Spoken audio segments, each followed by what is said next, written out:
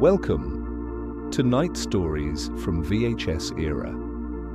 You've arrived at a place where the glow of old television screens, the hum of rewinding tapes, and the softness of forgotten childhood dreams come alive once more. Each night will take a quiet journey back in time to sleepy suburbs, moonlit driveways, warm summer breezes, and the kind of memories that feel just a little too magical to be real.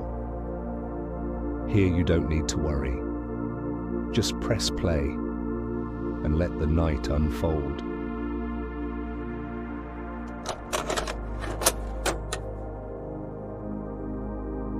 Before we begin tonight's story, let's take a moment to slow down. Close your eyes. Take a deep breath in through your nose. Hold it gently. And now, exhale slowly through your mouth. Let the day melt away with that breath. Again, breathe in deeply. Feel your shoulders soften. Now, release and let go of everything you don't need to carry right now. Imagine you're lying on a cozy bed in your childhood room. Outside, the wind hums softly. The light from a small lamp glows like a warm memory, and the sound of a distant VHS tape spinning fills the air with comfort. You are safe. You are still. And the night is yours. Let's begin tonight's story. Welcome back to Night Stories from VHS Era. Do you remember what it felt like to carry something so special to school that you wouldn't let it leave your sight for even a second? Do you remember the sound of a zipper sliding open, revealing rows and rows of plastic sleeves, each one holding what felt like a piece of magic? Did you ever pretend your Pokémon cards were more than paper, more than collectibles, maybe even keys to friendship? Tonight we're traveling back to a time when recess wasn't just a break from class. It was a battleground, a marketplace, a moment of glory, a time when all that mattered was the weight of your binder and the sparkle of a holographic Charizard. Stay with me until the end of this video to rediscover why that old binder of cards meant the world to us. By the time you close your eyes, you'll feel it all over again. The way it felt to be 10 years old, with something to trade, something to believe in, something to show off. It was 1999. I had just turned 11 and was starting 6th grade, and every morning felt like preparing for an important mission. My backpack barely zipped shut, not because of textbooks or school supplies, but because of the thick, bulky binder I carried like a knight guarding his sword. It was blue, with that soft faux leather texture and a faded Pikachu sticker peeling off the corner. The kind of sticker you'd get in a pack of gum or one of those vending machines outside Toys R Us. Inside the binder were plastic sleeves filled with cards, each page perfectly arranged by type and rarity. Fire types in the front, water types behind, then electric, grass, psychic, and finally trainers and energies. And at the very back, in a sleeve I never let anyone touch, my holographics. That was where I kept the crown jewel, a holographic Blastoise I had pulled from a pack bought at the CVS down the street. It glittered like a gemstone in the sun. Did we really believe those cards were worth gold? We didn't have to. We felt it. The truth is, they were gold to us. I remember waking up before my alarm just to check that the binder was zipped properly. I'd flip through the pages by the window, letting the morning light catch the foil edges of the rares. There was something hypnotic about that shine. It made you feel powerful, like you had secrets no one else knew. And carrying the binder to school, it wasn't just about the cards. It was about being seen. I tucked it carefully inside my JanSport, wrapped in a worn-out Nickelodeon beach towel, just to keep the pages from bending. I'd peek inside at the bus stop, just to make sure it was safe. The others did the same. You could tell who had cards just by how carefully they moved. Nobody ran or roughhoused when they had their binder on them. At school, we'd wait for the moment. The bell would ring for recess, and we'd bolt from our desks like it was the start of a race. Out came the binders. Everyone had their spot. Ours was under the oak tree near the soccer field. We'd kneel in the dirt like archaeologists, laying our binders flat on the roots, flipping open the pages with reverence. Did we ever fear losing? Them? Of course. That fear made them feel even more important. That's why we made rules. Only clean hands. No touching without permission. No trades without mutual agreement. And absolutely no stealing. If someone broke the code, they were out. Forever. But most of the time we just admired. We talked in whispers about who had what, where they found it, how much it would be worth. Someday, the older kids said there were fakes out there, cards with off-center print or faded ink, and they'd squint at your pages like detectives, checking for imperfections. I remember the way they'd hold a card up to the light, bending it, gently, checking for the hidden 1995, 96, 98 Nintendo mark at the bottom. That line was sacred. Without it, the card was trash. My friend Marcus had a binder twice as thick as mine. His dad worked at a comic book shop and got him cards before anyone else. He even had Japanese cards. Those were like legends. None of us could read them, but they were rare and that made them priceless. Did you ever trade something you later regretted? I did. One afternoon I swapped my holographic Zapdos for a first edition Machamp and a few packs of Gushers. At the time it felt like a fair deal. Later that night, staring at the empty space in my binder, I felt the regret creeping in. I couldn't sleep. I stared at the ceiling fan turning slowly above my bed and wondered if I'd made the worst mistake of my short life. But that's what made trading so thrilling. Every deal was a gamble. Every page turn was a reveal. Every shiny card was a small miracle. And the best part? It was never really about money. Not back then. It was about status, pride, the way someone's eyes widened when you slid out a rare they'd only heard about. It was about being part of something. A quiet club without rules written down, only understood. We never questioned it. We never asked why it mattered so much. It just did. The cards were more than paper. They were memories. They were afternoons spent on the school blacktop, knees dirty, hearts racing. They were the buzz of conversation, the smell of peanut butter, sandwiches in lunchboxes nearby, the distant call of a teacher's whistle. That binder was my treasure chest. Each card, a coin. Each page, a map. And when I look back now, I think the real treasure wasn't the cards at all. It was the feeling, the rush, the way something so simple could feel so big. So yes, I carried that binder like it was sacred, because to me, it was, and maybe it still is. Even though the binder stayed tucked in my backpack during class, my mind was rarely on fractions or geography. There was always a low current of excitement humming under the surface, like a secret code we all silently agreed upon. While the teacher diagrammed compound sentences on the overhead projector, our attention was split between the lesson and the deal we'd been working on since morning. The rustle of a trapper-keeper opening 2 desks away could mean a sneak peek, a signal. You'd feel your heart beat a little faster. Something was in motion. Have you ever tried to negotiate a trade in whispers across the classroom while pretending to be interested in a multiplication chart? It takes talent. A nod here, a scribble on a folded corner of notebook paper there. Everything had to be quiet, careful, like spies moving information. That's how it began every day around third period. We would lean our heads just slightly, whispering out of the sides of our mouths while pretending to solve math problems. Still got that hollow Nita King? I would murmur without looking up. Marcus, 2 desks behind me, would respond with a fake cough followed by the faintest, "Only if you've got the dark dragon air." I did, but I wasn't going to let him know that too easily. Not until I saw what else he had in mind. The negotiations often started on the margins of our math notebooks in mechanical pencil, half erased by the time the teacher walked past.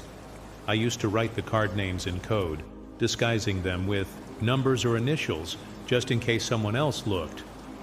One time, I used the word firepower to mean Charizard and Stormbringer to mean Zapdos. Silly now, maybe, but back then it felt like encrypting a message that could only be decoded by another true believer. Did the teachers know what we were up to? I think some did. Mrs. Klein, my homeroom teacher, once confiscated a fake Mewtwo during science class and left it on her desk like a trophy. We all stared at it like it had been locked away in a museum. She acted like it was contraband, but deep down, I think even she knew we weren't doing anything wrong. Just kids trying to hold on to something small and exciting in a world full of rules and bells and tests.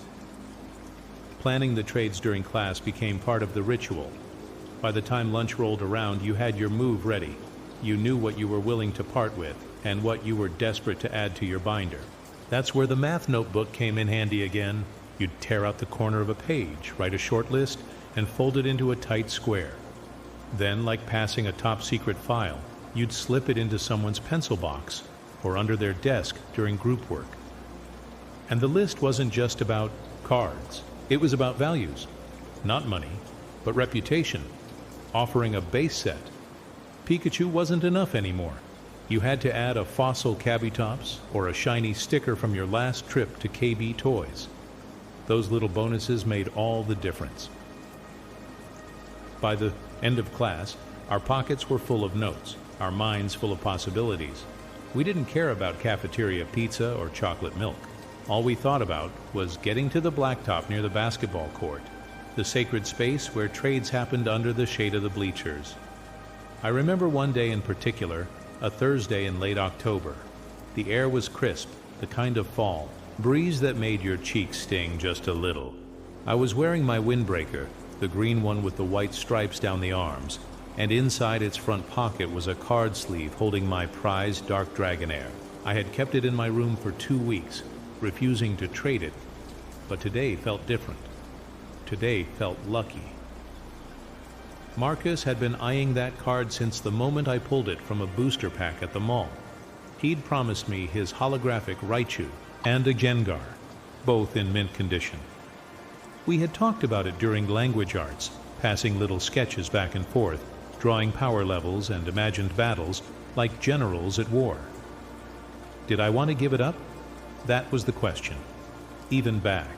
Then you knew when you were getting a good deal, but some cards had an emotional weight. They weren't just rare, they were yours, pulled with your own hands, in your own room, while sitting cross-legged on your rug with the theme song from Pokémon, the first movie, playing on your boombox. Still, something about that Raichu kept calling to me.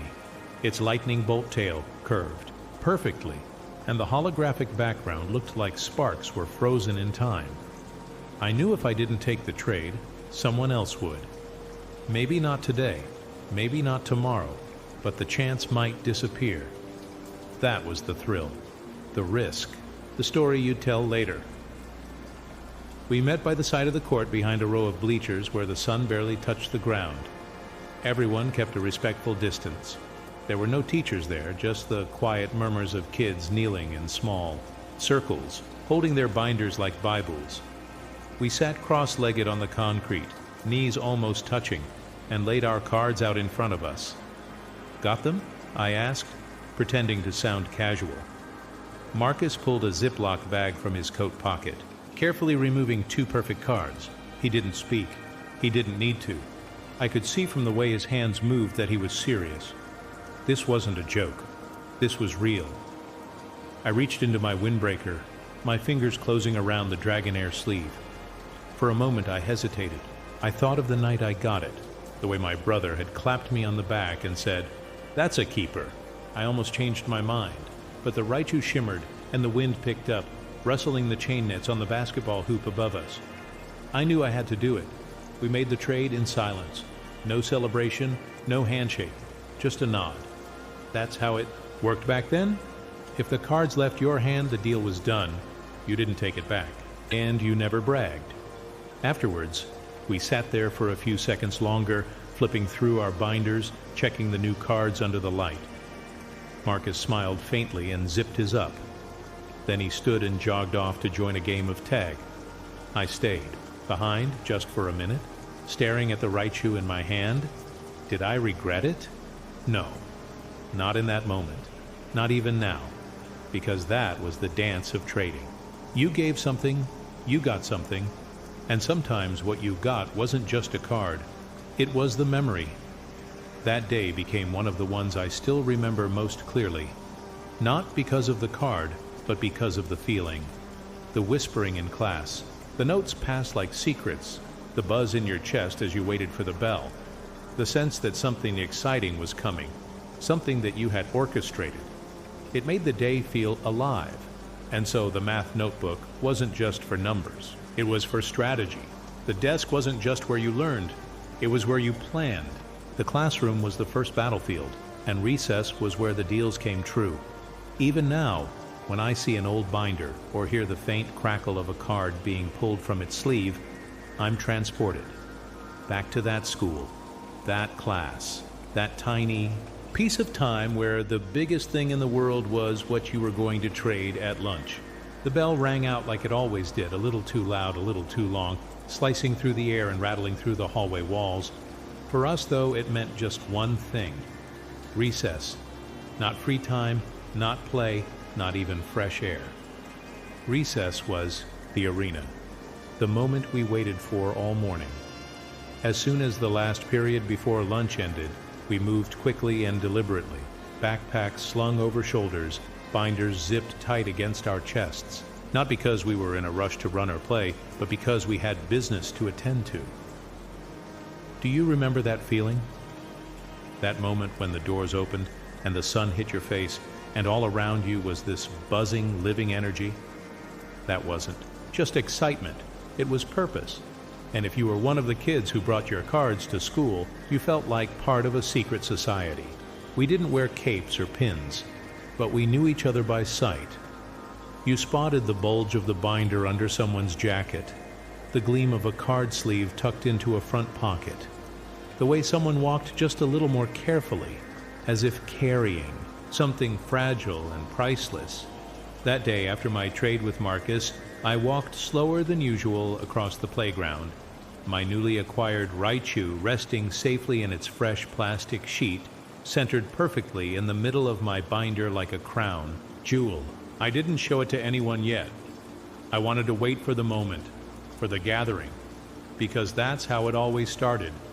Near the chain-link fence by the edge of the blacktop, the circle was already forming. A tight little gathering of 4 or 5 kids kneeling or crouching, backs slightly hunched, eyes focused downward, binders wide open on the ground like treasure chests. I moved toward them, careful not to make my entrance too loud. There were rules, unspoken, but followed. And one of them was this: if someone was already displaying a holographic card, you waited for a pause before stepping in. I heard a soft, "Whoa!" ripple through the group. At the center was Kenny, a 5th grader known for his steel case of cards. No joke, an actual mini silver briefcase with foam lining, like something from a spy movie. He was holding up a holographic Machamp in the sunlight, slowly rotating it so the reflection danced across the card surface. The tiny rainbow glints shimmered like water, mesmerizing all of us, as if we were staring into a portal. "First edition," he said, voice calm, like he wasn't bragging, just letting the facts speak.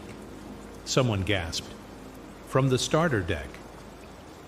Kenny nodded. I waited until the moment passed. Then, gently, I crouched next to Dylan, who was flipping through his pages of fossil cards. He made space without speaking. That was another thing. You didn't need permission to join. If you belonged, you just knew. Have you ever noticed how quiet it got in those moments? You'd think a bunch of kids huddling in a circle would be noisy, but no, it was reverent, like entering a library made entirely of plastic sheets and card sleeves. The only sounds were soft murmurs, pages turning, the occasional zipper being slowly drawn open, and, of course, the occasional gasp when someone revealed something truly rare. I unzipped my binder carefully, letting the flap fall open. The new Raichu was right there, glowing in the middle of a sea of electric types. I heard Dylan suck in a breath through his teeth. "That's new," he said. "Traded it today?" I replied, trying to sound casual. But inside I felt a flicker of pride. Not just because I had something shiny, but because it had a story, and cards with stories were worth more. Kenny leaned in, his Machamp forgotten. Wait, is that the Jungle Raichu? I nodded. Yeah, clean edges, no scratches. He tilted his head. That's a good one. That was the equivalent of a handshake, a bow of respect. It wasn't about winning or showing off. It was about the quiet appreciation. You showed what you had, and the group responded. Sometimes with excitement, sometimes with questions, sometimes just with silence, and silence was often the highest compliment. The circle grew a little bigger. More kids arrived, kneeling slowly, binders balanced on thighs or laid open on the pavement. Some kids didn't even bring their own, they just came to see, to admire. There were always 2 or 3 little brothers or curious classmates on the edges, wide-eyed and whispering. Do you remember how a good holographic card looked under the noon sun? It didn't just shine, it glowed. The foil layers inside the card caught the light and refracted it in every direction, like holding a sliver of a rainbow in your hand. When someone held up a holographic Gyarados or a pristine Alakazam, the sunlight seemed to bend around it. That's not an exaggeration. Book, then it felt like magic. There was a moment that day I'll never forget. Jamie, the quiet kid who always wore his hoodie up, unzipped his backpack and pulled out a card case shaped like a Pokeball. We all leaned forward, curious. He rarely brought anything to school. Word was, he didn't like showing his cards in public. But today, for whatever reason, he opened that case. Inside, nestled in a folded microfiber cloth, was a holographic Charizard. It was the one, the big one. Base set, first edition, with the bright orange fire blast swirling behind him. The card that everyone talked about, but no one ever actually saw in person. For a second, no one said anything. The whole circle just leaned in closer, heads almost touching as Jamie held it up like a piece of art. Are you serious? Someone whispered. He nodded, barely. Dude, Kenny breathed. That's like legendary. We all just stared. That was the closest I'd ever been to one. You could see every detail. The crisp HP numbers, the faint swirl pattern in, the holofoil, the flawless centering. It was like seeing a myth come to life. Jamie didn't say much, but in that moment he didn't have to. We knew. He was the king of the circle that day. I looked back at my Raichu, still proud of it, still glad I made the trade. But in the glow of that Charizard, everything else dimmed just a little. And that was okay. Because we weren't there to win. We were there to belong, to witness, to be part of something fleeting and special. As the sun climbed higher and the shadows shifted, the circle slowly dissolved. People started closing their binders, zipping up cases, brushing dirt off their knees. But the feeling stayed with us. That we had been part of something real, something glowing, a tiny universe that fit within the pages of a binder and came alive every time recess rolled around. Later that night, I reorganized my pages at home, carefully, lovingly. I moved Raichu to a new spot, one where it would catch the bedroom light just right when I flipped the pages. I didn't need the Charizard to feel like I had something special. I had the memory. I had the moment. And you know, looking back now, that was the real treasure. Not just the cards, but the circles. The way we huddled close, faces turned toward each other, speaking softly, reverently, about a shiny little piece of cardboard. How we learned respect, patience, excitement, all while crouched on a playground. That's what I miss the most. Some people think kids don't know anything about negotiation, that we just traded cards like candy, impulsively, without thought. But anyone who's ever tried to offer 2 energy cards for a holographic Charizard knows that was never the case. Not on our playground, not in the late 90s. We were more than kids. We were tacticians, psychologists, economists in oversized t-shirts and light-up sneakers.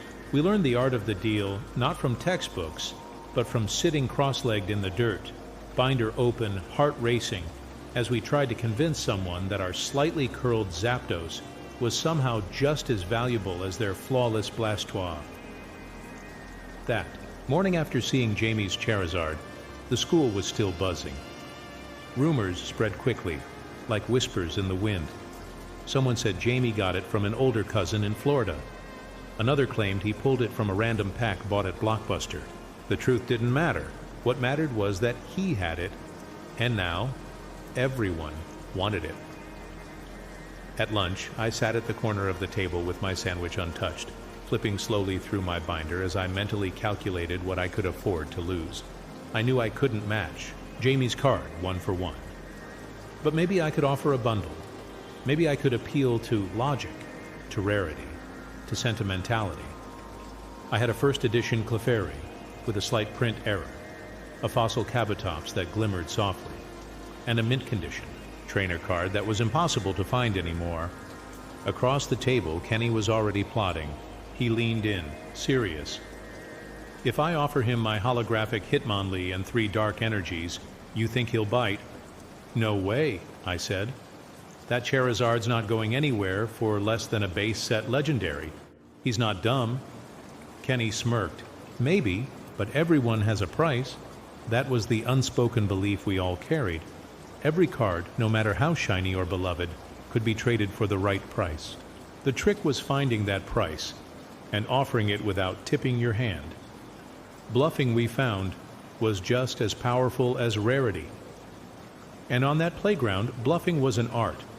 Later that day, the circle reformed. Tighter this time, more intense. Kids stood instead of crouching.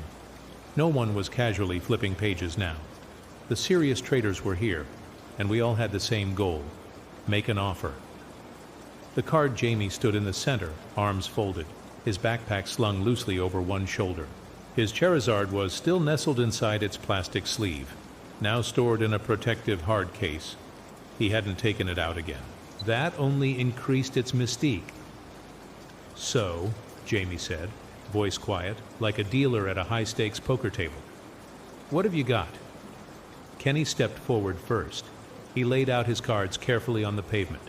1 holographic Hitmonlee, 1 holographic Magneton, 3 dark energy cards, and a mysterious Japanese language trainer card that none of us could read but looked extremely official.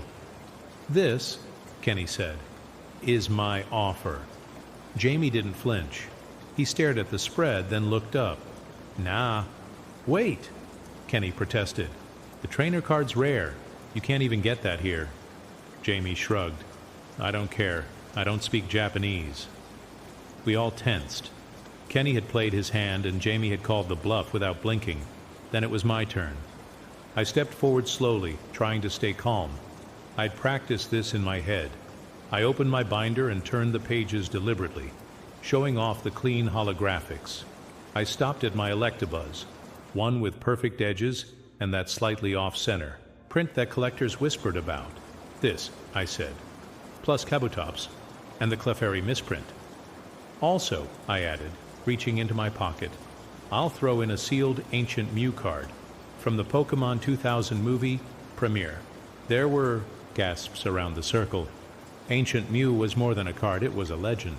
Most kids opened theirs right away, but I had kept one sealed, the plastic wrap still crisp around the edge, with the silver text shimmering faintly in the sun. Jamie looked at it for a long time. Too long. My heart thudded in my ears. This was the moment. Then he smiled, just slightly. That's a good offer. I held my breath. But I'm not trading it. There it was. The wall. The moment we all feared. Not rejection, but the simple, immovable truth that sometimes a card wasn't a card. It was something more. Jamie wasn't holding on to Charizard because he was waiting for the right deal. He was holding on to it because it meant something. Maybe it was from his cousin. Maybe it was the only card he ever pulled from a booster pack. Or maybe he just liked the way it looked in the sun. Whatever the reason, it wasn't for sale, and that made it priceless. Still, the negotiations didn't stop. Others stepped forward with even more absurd offers. Brian, the twin from class, 3B, offered an entire page of holographics, including a Gengar, a Poliwrath, and 2 evolution lines. Someone else tried to offer a Game Boy Color. Not a card, the actual console. Jamie didn't budge. "I'm keeping it," he said finally, zipping up his backpack. We all groaned, but deep down we understood. That was the code. You could push, you could barter, you could beg. But when someone said no, that was the end. No tantrums, no trades behind their back. Just a quiet, mutual respect. The circle slowly scattered. Some kids looked disappointed. Others just shrugged and went back to flipping through their own pages. I stayed for a moment, binder still open, looking down at my Electabuzz, my Raichu, the Clefairy misprint that no one seemed to value but me. And I thought about what all of it really meant. You remember that part? When it wasn't about the card itself, but what the card meant to you. Maybe it reminded you of your older brother, or that summer trip when you bought your first booster pack. Maybe it was the one you carried in your pocket on the first day of school, for luck. These cards weren't just collectibles. They were memory holders, anchors to a time and place when magic seemed to come sealed in foil. That afternoon, I didn't make any big trades. I didn't walk away with Jamie's Charizard, but I did learn something about value, about pride, about the strange, powerful way kids could sit in a circle and conduct negotiations that felt as serious as anything in the adult world. It made me realize that some cards, no matter how shiny or rare, simply weren't up for trade.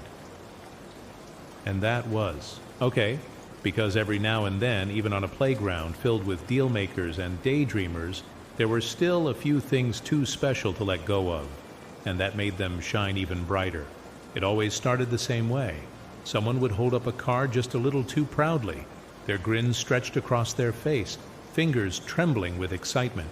And then, from somewhere in the circle, a voice would cut through the buzz like a static crackle. "That's not real." Everything froze. Do you remember that moment? That silent tension that filled the air? When all eyes shifted, not toward the card itself, but toward the person who dared to question it? It happened the day after Jamie shut down every trade offer for his Charizard. The atmosphere had changed a bit. People weren't trying to get the card anymore, but they still talked about it. There was envy, maybe a little admiration, and a lingering curiosity that hadn't quite settled. Then Ricky showed up. He wasn't part of our usual circle. Ricky was from Mrs. Halston's class, the one across the hall with the turtle tank and the poster of the solar system taped to the ceiling. He had a bit of a reputation, mostly for being loud, a little chaotic, and not very good at math.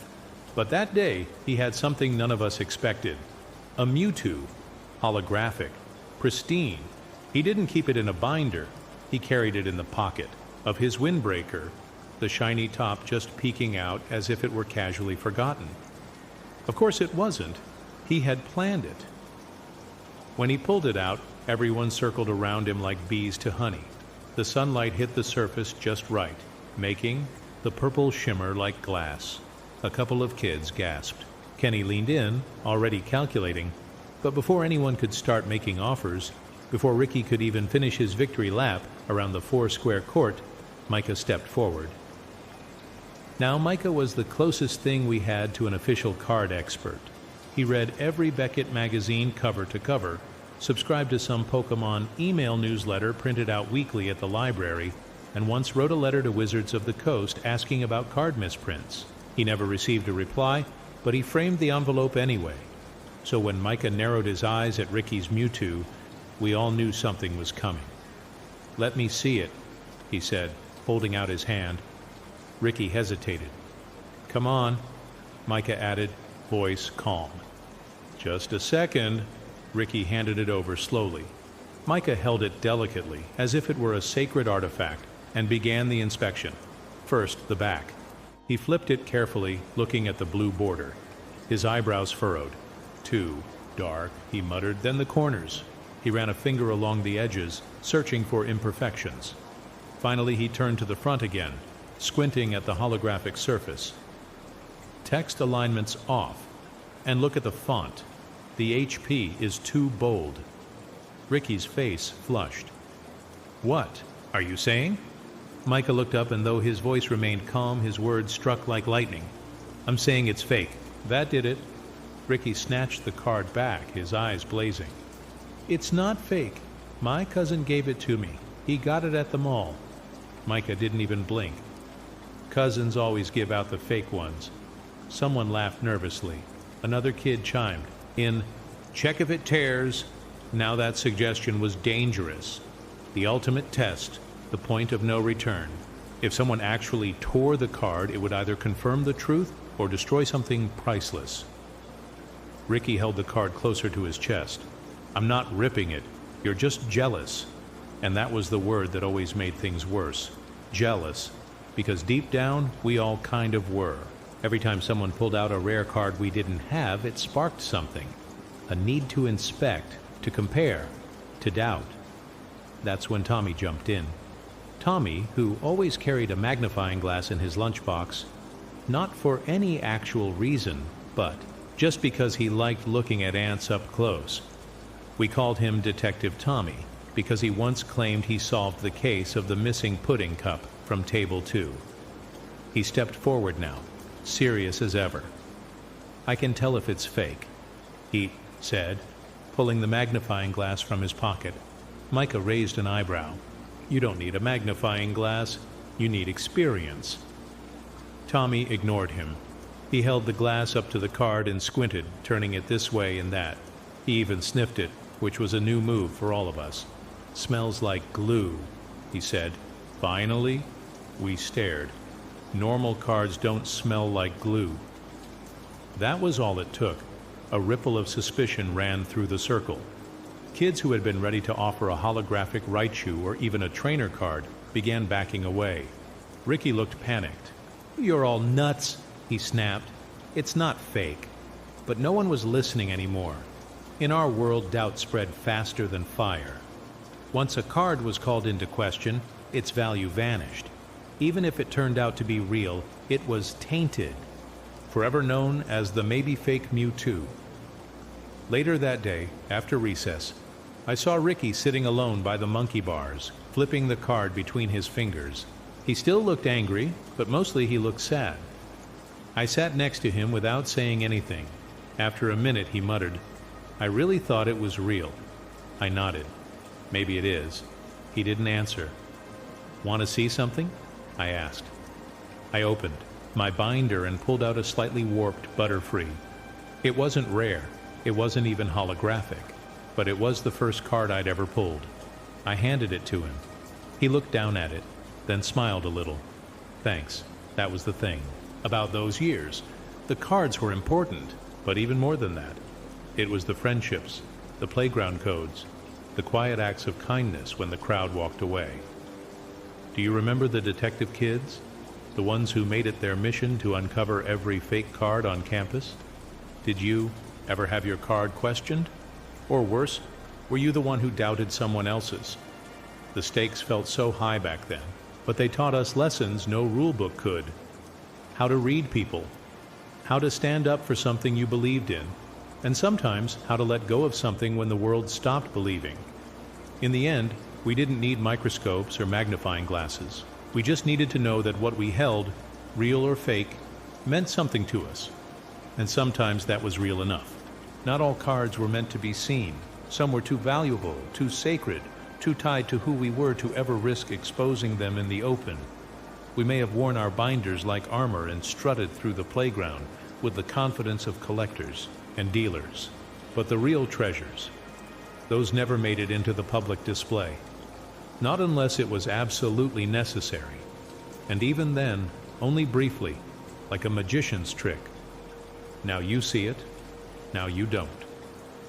Did you ever have one of those? A card you kept so hidden, even your best friend didn't know you owned it? For me, it was my first edition Mewtwo. I didn't even tell Micah I had it. Not Kenny, not Jamie, not even my cousin Drew, who I shared almost everything with, including a hand-me-down Super Nintendo. That Mewtwo was mine, and mine alone. I had pulled it from a booster pack at the corner store on a rainy Tuesday. My mom had given me $3 to cheer me up after I failed a social studies quiz. I still remember the smell of the plastic, wrapper, the feel of the slightly bent foil in my hands, the weight of the card when it slipped into my palm. There was no one there to witness it. No chorus of oohs or gasps, just me, standing next to a rack of Archie comics and stale bubble gum, staring down at a card that sparkled in the dim yellow light like a miracle. From that moment on, I swore I would protect it. And I did. I didn't keep it in my binder. That would have been too obvious, too easy to flip past and draw attention. No, I created a system. I slipped the card into a soft plastic sleeve, then into a second hard top loader case, and then I slid it behind the cardboard insert of my pencil pouch. You know, the cheap zip-up kind with 2 compartments and a faint plastic smell? Mine had a faded Pikachu sticker on the side that I tried to scratch off one day, only to make it worse. Every morning before school, I'd do a little ritual. I'd unzip the case, carefully check the card for any marks or bends, and then slide it back into hiding. During math, while pretending to listen to multiplication drills, I'd tap my fingers against the pouch, reassured by the quiet presence of something powerful inside. Was I being paranoid? Maybe. But back then, recess was a battlefield, and trust was as fragile as a bent corner. I remember one afternoon, Jamie almost saw it. We were sitting under the big oak tree near the edge of the basketball court, comparing holographics. He was showing off his Blastoise, which he kept in a custom leather sleeve. Yes, leather. His older brother had given it to him from his Magic, the Gathering collection. "That's the best card I've got," he said proudly, holding it up to the sun. I nodded, pretending to be impressed, and I was, a little, but not as much as I would have been had I not known what I had hidden just inches away in my own backpack. "You bring your best today?" Jamie asked, suddenly narrowing his eyes. I shrugged. He leaned closer. "You always say your best card is your Machamp, but I don't buy it. I think you've got something else in there." I laughed. "Machamp's cool. 4 arms, remember?" He smirked. "So is Charizard, so's Gengar, so's Mewtwo." I felt my fingers tighten on the zipper of my pouch. Jamie reached over, playfully, trying to grab my binder, but I pulled it away. All right, he said, raising his hands. "I just saying. If I had a Mewtwo, I'd show it off. Would you have shown it? If it were you, back then, would you have let your secret card see the light of day? That was the thing. Once it was out, it wasn't just yours anymore.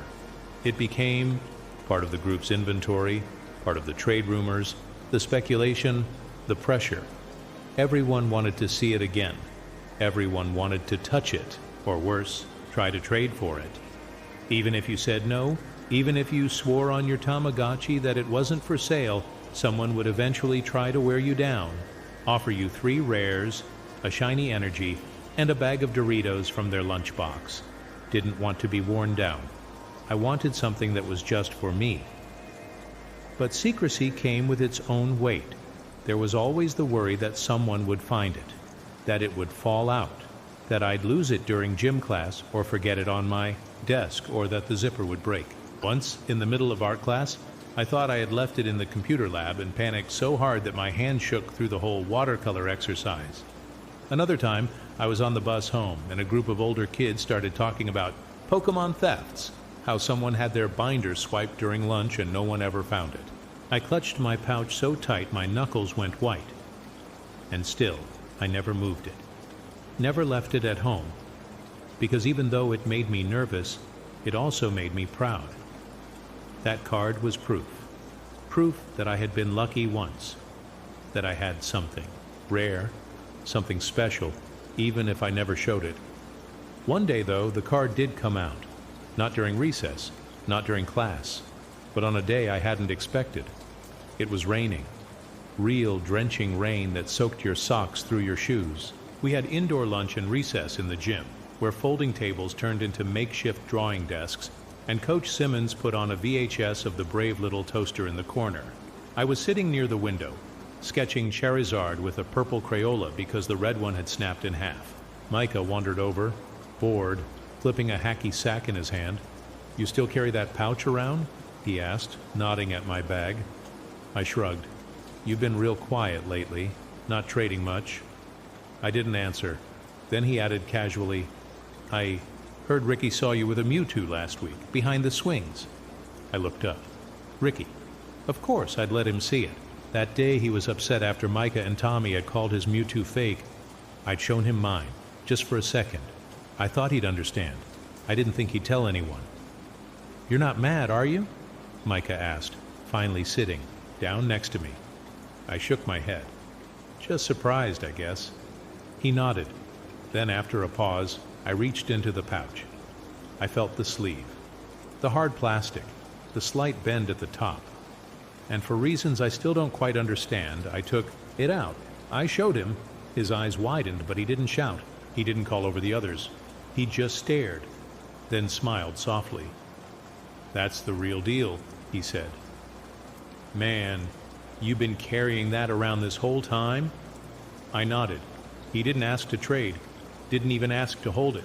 He just said, "That's cool," and turned back to the movie. And that moment, quiet as it was, felt more valuable than 1,000 offers.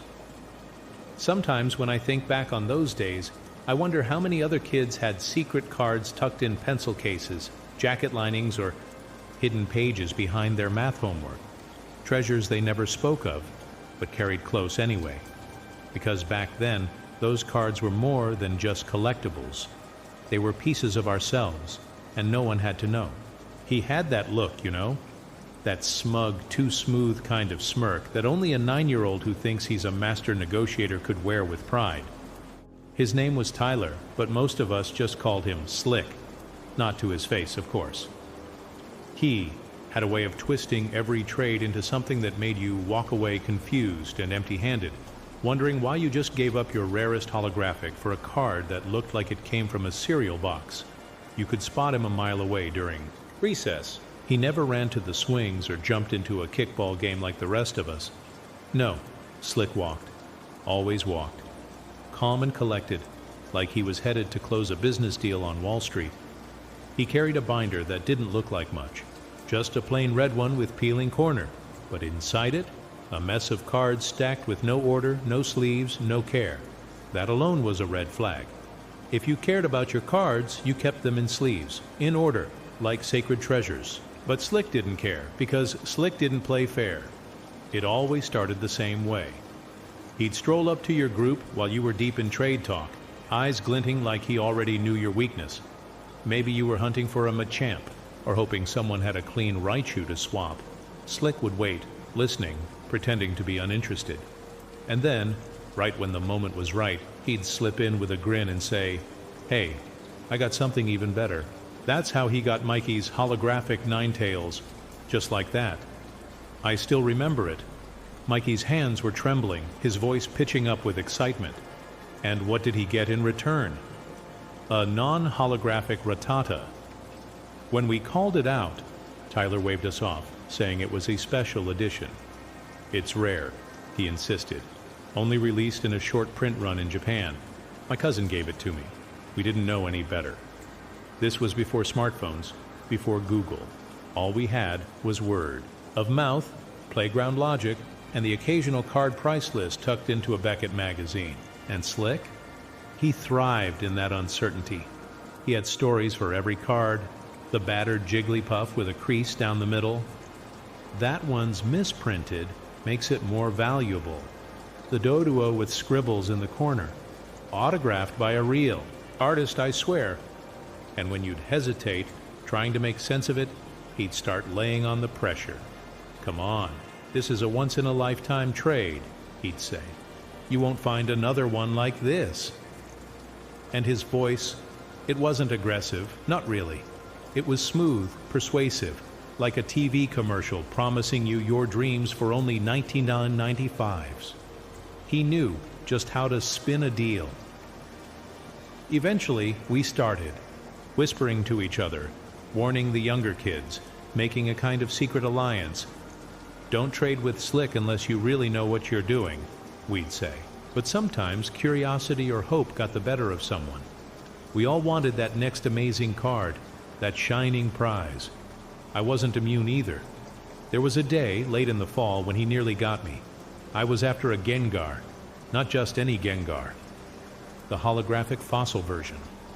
I'd seen it in one kid's hands earlier that week, and I couldn't stop thinking about it.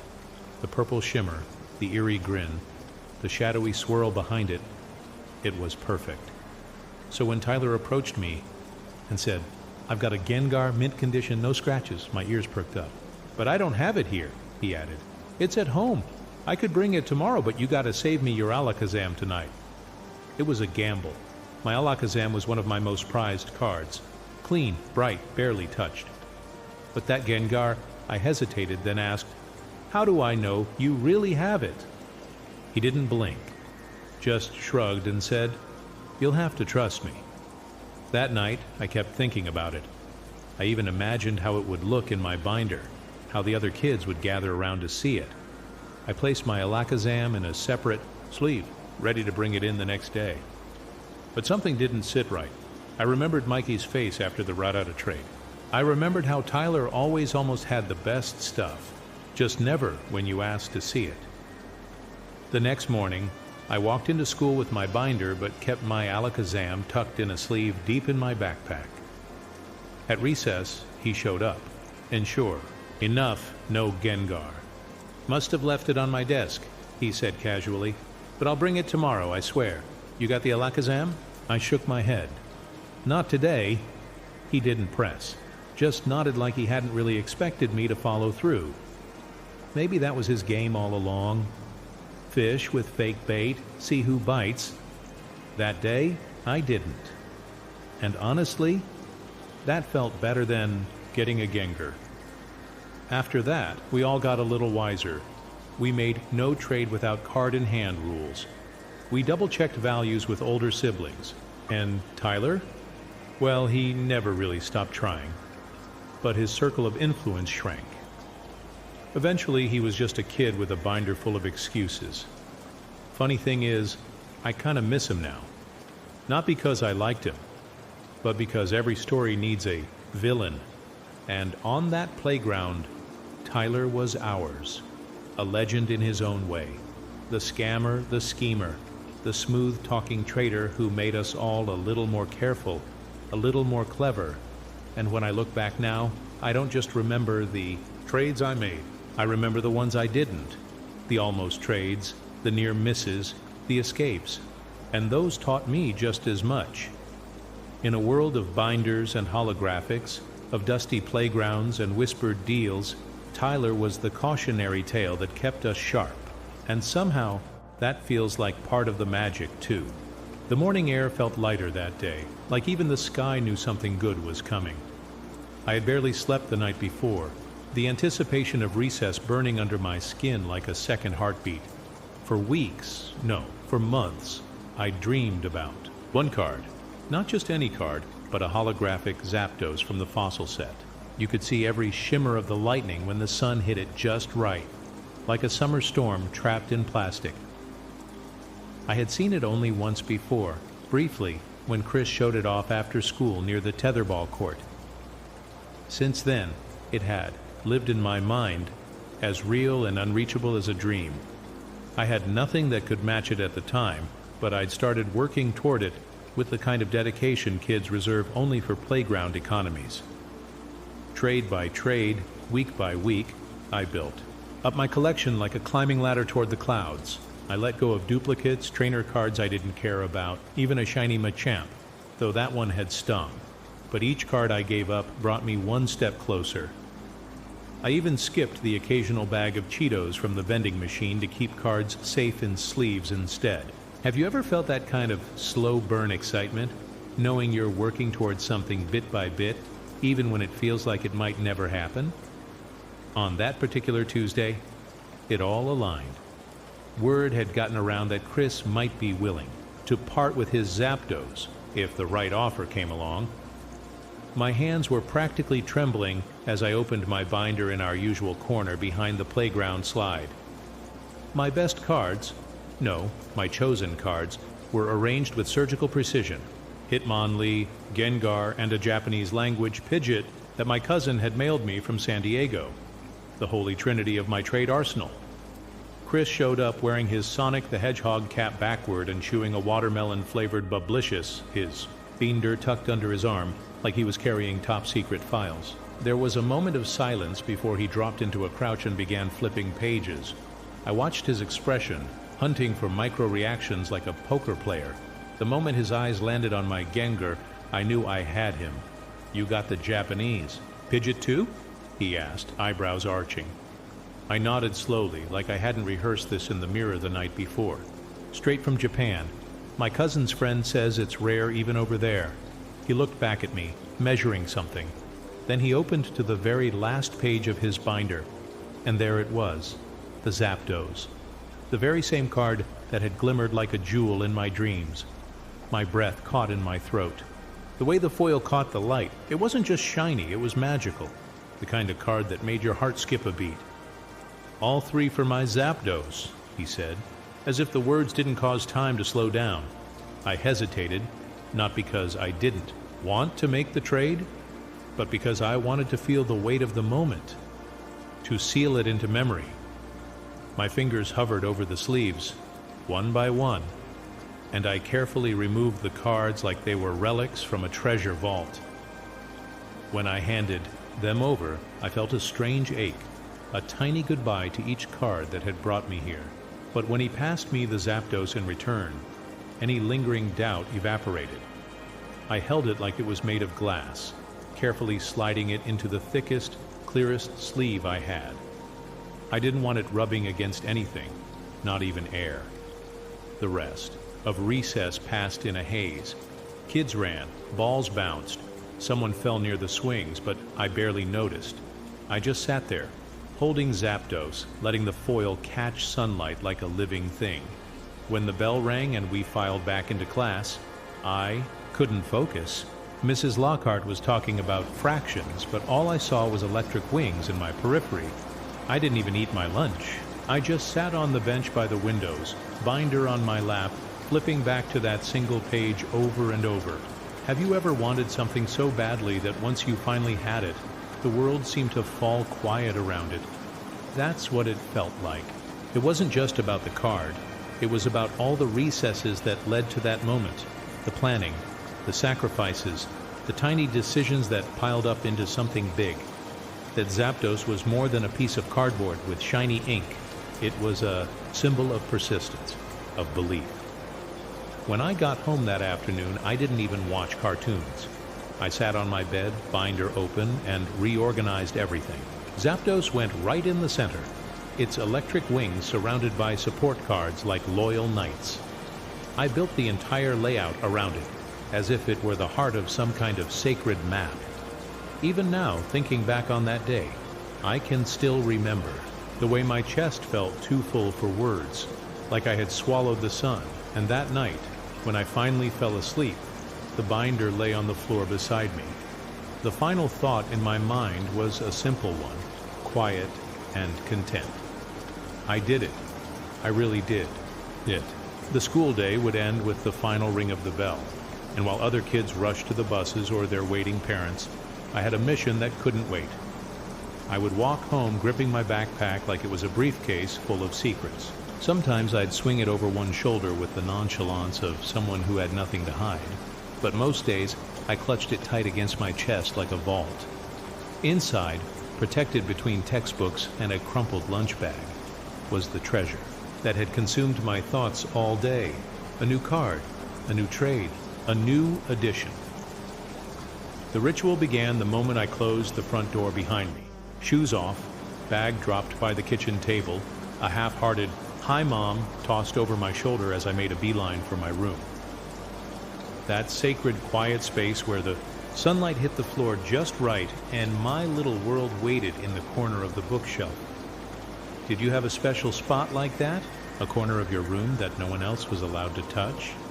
I'd sit cross-legged on the carpet, binder open in front of me, the plastic pages curling slightly at the edges.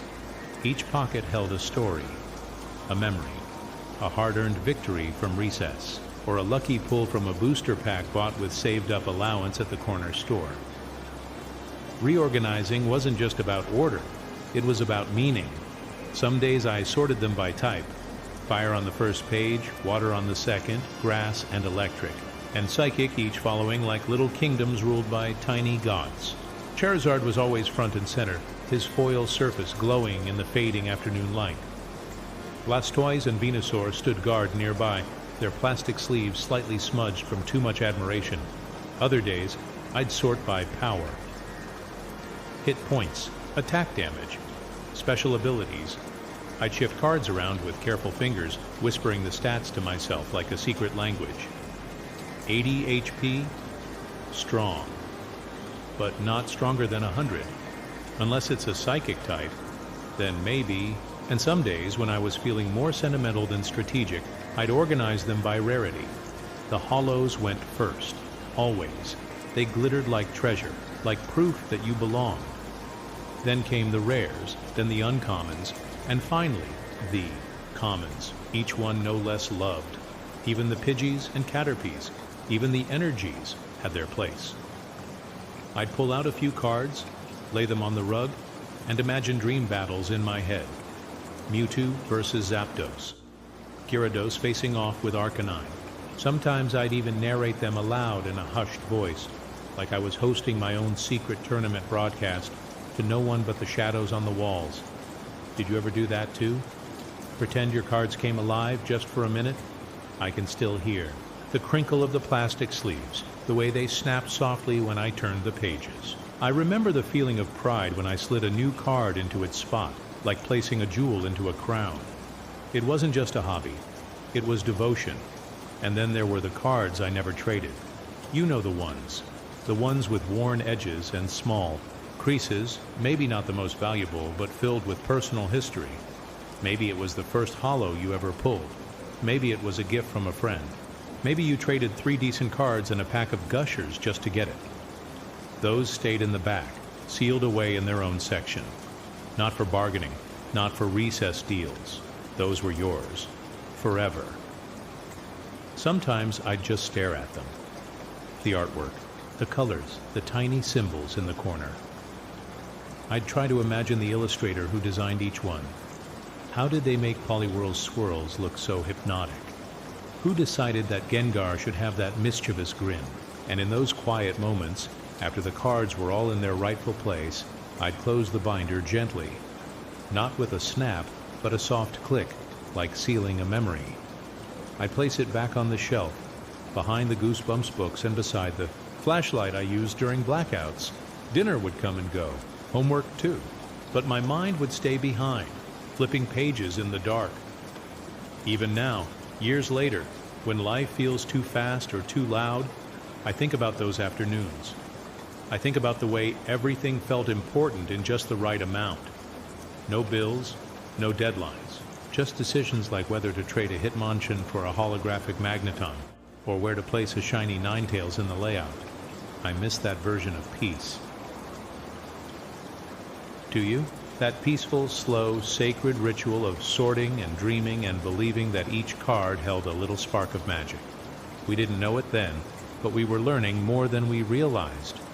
Patience, strategy, respect, even loss. Sometimes we made a bad trade. Sometimes we got tricked, but we learned and we tried again. And every night, the binder stayed by the bed. Not because we were afraid someone would take it, but because it meant that much to us. It was our diary, our trophy case, our secret storybook. In the end, it wasn't about having the rarest card or the strongest deck. It was about feeling like you were part of something, a club without rules, built on imagination and plastic pockets. We didn't need smartphones or streaming apps or social media. We had our binders, we had the playground, we had each other. And that, in its own quiet, cardboard way, was everything. Thank you for joining me on this journey through a childhood memory. Wherever your cards ended up, may the stories they carry always bring you joy. And may that inner child of yours never stop organizing, never stop dreaming, never stop believing in just a little bit of magic.